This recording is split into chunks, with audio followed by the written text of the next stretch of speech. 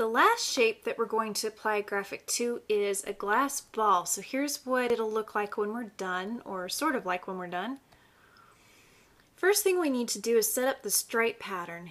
Here's a cool little transform trick you haven't learned yet.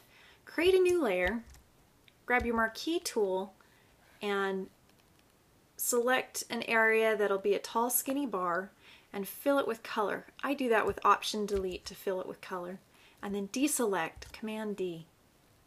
So here we have a layer that we want to duplicate multiple times and have be the same distance from each other, so it's a regular pattern. So if you do this in order, it should all work out. So just follow me. Hit Command J to duplicate the layer, Command T, and then hold Shift and use your right arrow key to nudge this over till it's about the right distance for you, and then hit Enter. So those couple of steps, the Command J to duplicate the layer, Command T to transform, the computer has those kind of loaded now, and then there's a really cool control called Repeat Transform that we can use, and it'll do it over and over and over. So hold down Command, Option, and Shift, and then push T. And every time you push T, you get a new layer that is distance exactly the same as the one before. So I'm going to duplicate these out until I have kind of a square, they take up sort of a square space. And I don't need these all as separate layers. So instead of leaving them all as separate layers, I'm going to select all of these and once again turn it into a smart object. So right click, convert to smart object. And there we go. We've got our one layer that we can easily manipulate and that we can go in and change any part of the value on. I'm going to center this whole thing kind of over my circle and also transform, Command T, and bring it down so it's a lot closer to the actual size of the circle.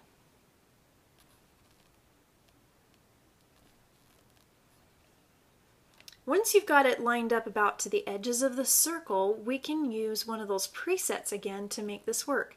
So we first need to set it into warp, which you can do by right-clicking and choosing warp. And then up here in the options bar, look in custom and choose inflate, because that one looks like a big ball. That ought to work. And here it goes, it starts inflating. I'm going to click up here where it says bend and drag to increase that. Now there's going to be a point where it starts looking a little bit like a rounded box. I don't want to go quite that far. Okay. This might take a time or two to get exact, but that looks pretty good. So I'm going to hit Enter and then Command T to scale it down. To scale down towards the center, you hold Option. And I'm just trying to match up, not exactly close, but just pretty close, that top and bottom area. And that's already starting to look like it's wrapping around the ball. And then to make it look like it's actually sitting as part of that object, we need to affect this layer so that it's not all just that solid purple. So you can do that a couple ways. You can try turning your opacity down just a little bit, although that does affect the color. And then you can try setting different blend modes. So I'm holding Shift and switching through my blend modes. And darken actually looks like a really good setting for that. And as a last step, we're going to throw a layer mask on this because looking at this object, it looks kind of odd that this is an abrupt edge. And I've looked at glass objects before, and I know as that glass turns away from you, it kind of distorts, and sometimes the color will fade, and some interesting things happen. So let's throw a layer mask on this by just clicking on the layer mask button. And then I want to grab a big fuzzy brush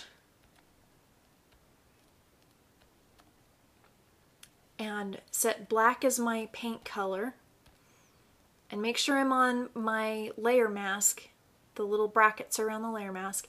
And I'm just going to try brushing a little bit down here at the bottom so that those edges fade just the tiniest bit. And you'll notice that just about the moment I did that, it all of a sudden looked like this was part of that glass ball. So there you have it. We've matched up 3 different objects. We've used a couple of different techniques, and you've learned how to repeat transform.